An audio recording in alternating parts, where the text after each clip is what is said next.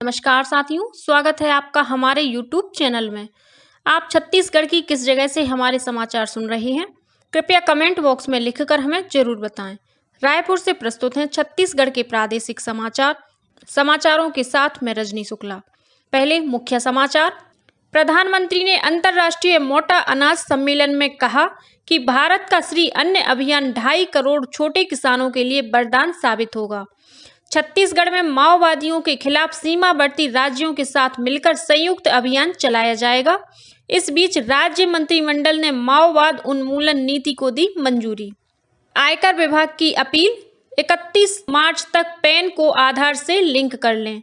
राष्ट्रीय सेवा योजना क्षेत्रीय निदेशालय भोपाल द्वारा आज से गुरु घासीदास केंद्रीय विश्वविद्यालय बिलासपुर में राष्ट्रीय एकता शिविर का आयोजन किया जाएगा और आगामी 24 घंटों के दौरान प्रदेश में अनेक स्थानों पर हल्की से मध्यम वर्षा होने की संभावना। 1-2 स्थानों पर गरज चमक के साथ आकाशीय बिजली और ओले गिरने की भी चेतावनी। अब समाचार विस्तार से। प्रधानमंत्री नरेंद्र मोदी ने कहा है कि श्री अन्न से देश के 2.5 करोड़ छोटे किसानों को लाभ होगा और हमारी ग्रामीण अर्थव्यवस्था सुदृढ़ होगी।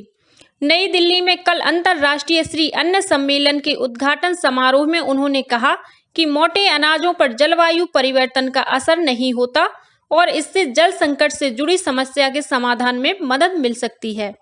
प्रधानमंत्री ने कहा कि मित्र देशों के बीच मोटे अनाजों के उत्पादन की शैली को साझा करने के लिए एक स्थिर व्यवस्था विकसित करने की आवश्यकता है। उन्होंने कहा कि इस व्यवस्था से एक ऐसी आपूर्ति श्रृंखला बन सकती है जिससे मोटे अनाजों को कारगर तरीके से खेत से बाजार तक पहुंचाया जा सकेगा।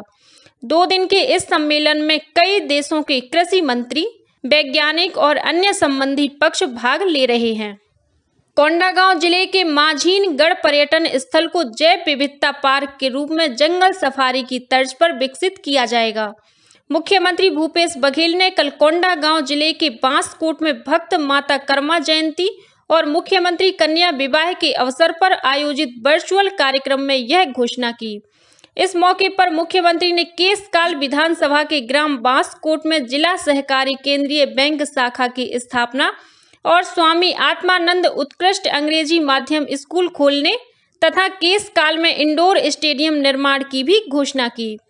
कार्यक्रम में मुख्यमंत्री ने कोंडागांव जिले में 154 करोड़ के विभिन्न कार्यों का लोकार्पण और भूमि पूजन किया।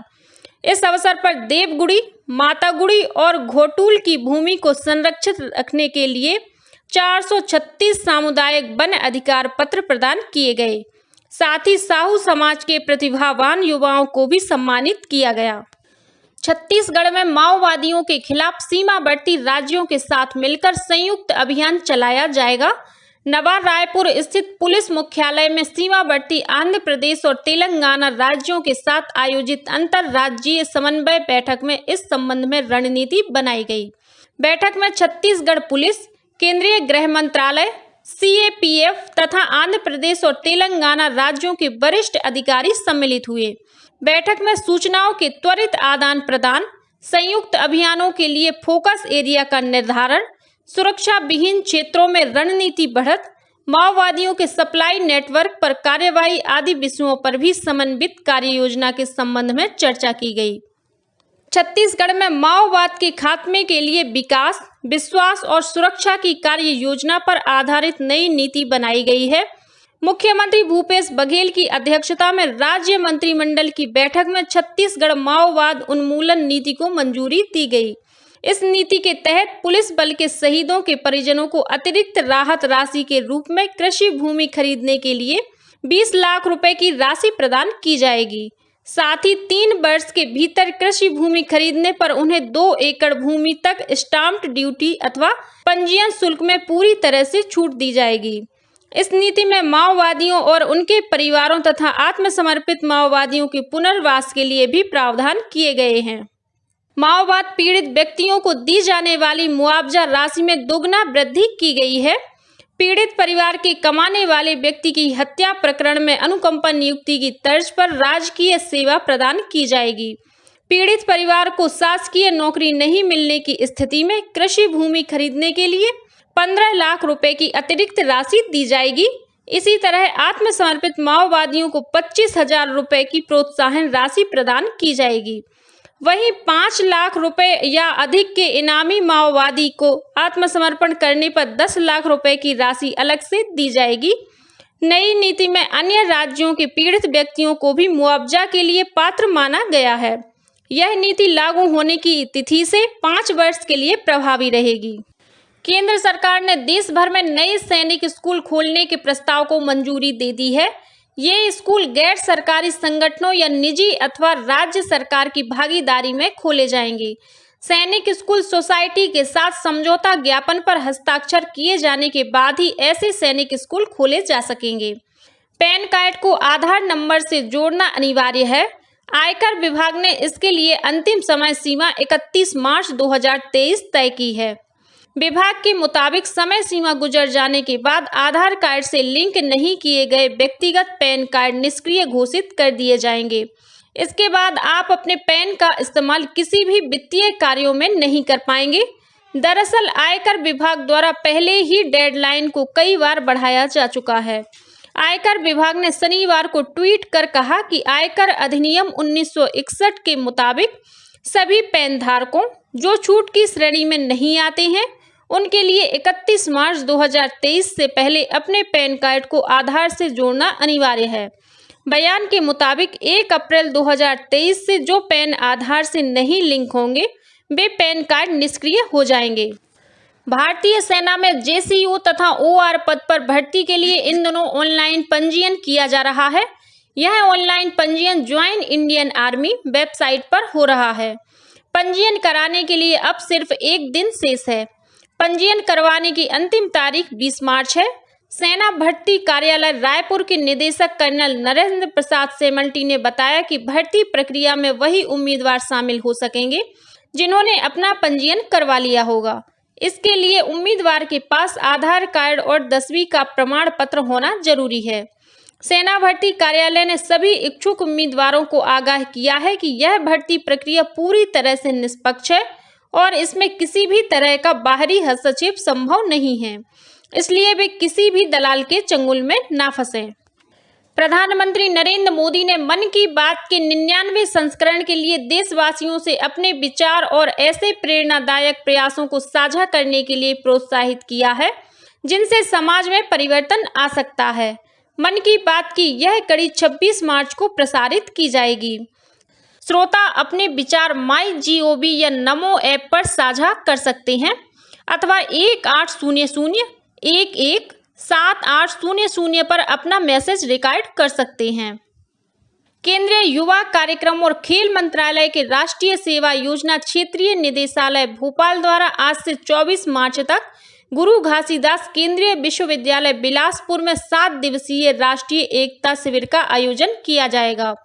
इसमें छत्तीसगढ़ सहित गुजरात, दिल्ली, हरियाणा, आंध्र प्रदेश, तेलंगाना, राजस्थान, पश्चिम बंगाल, ओडिशा, झारखंड, महाराष्ट्र और मध्य प्रदेश से 210 चयनित राष्ट्रीय सेवा योजना के स्वयंसेवक और दल नायक भाग लेंगे। शिविर में एक भारत श्रेष्ठ भारत, आत्मनिर्भर भारत, लोकल फॉर वोकल, स्वच्छ भारत अभियान, महिला सशक्तिकरण और राष्ट्रीय एकता जैसे विषयों पर विभिन्न प्रतियोगिताएं आयोजित की जाएंगी। इसके अलावा G20 और Y20 पर पैनल चर्चा होगी। साथ ही सांस्कृतिक और रचनात्मक गतिविधियां भी आयोजित की जाएंगी।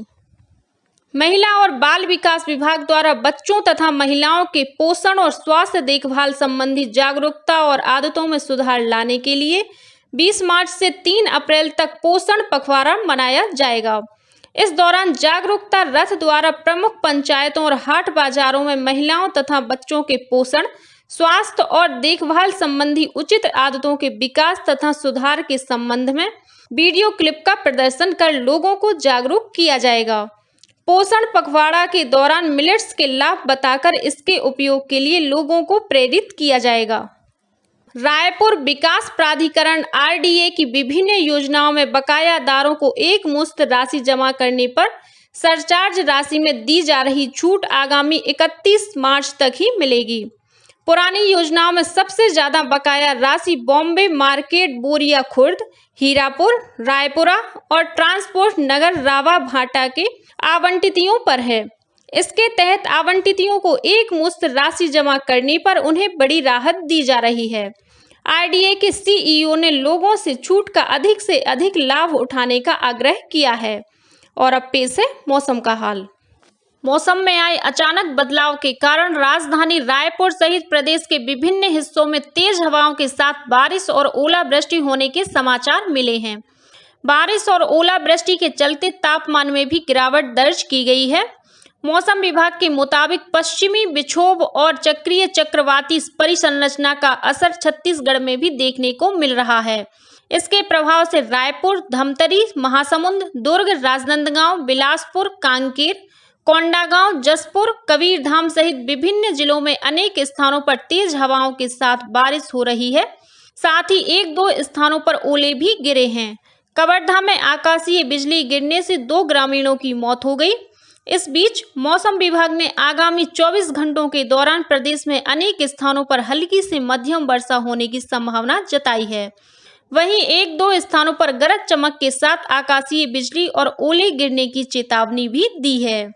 और अब कुछ अन्य खबरें संक्षेप में। भारतीय प्रशासनिक सेवा के अधिकारी एन श्रीधर राष्ट्रीय खनिज विकास निगम के अध्यक्ष सह प्रबंध निदेशक होंगे। केंद्र सरकार के पब्लिक इंटरप्राइजेज सिलेक्शन बोर्ड ने दिल्ली में हुई बैठक में श्रीधर के नाम पर मुहर लगाई। मुख्यमंत्री भूपेश बघेल ने कल भक्त माता कर्मा जयंती पर उनके छायाचित्र पर पुष्प अर्पित कर उन्हें नमन किया। राज्य शासन ने छत्तीसगढ़ उच्च न्यायालय की अनुशंसा के आधार पर अतिरिक्त जिला और सत्र न्यायाधीश एसटीसी जसपुर गणेश राम बर्मन की सेवाएं तत्काल प्रभाव से समाप्त करने का आदेश जारी किया है।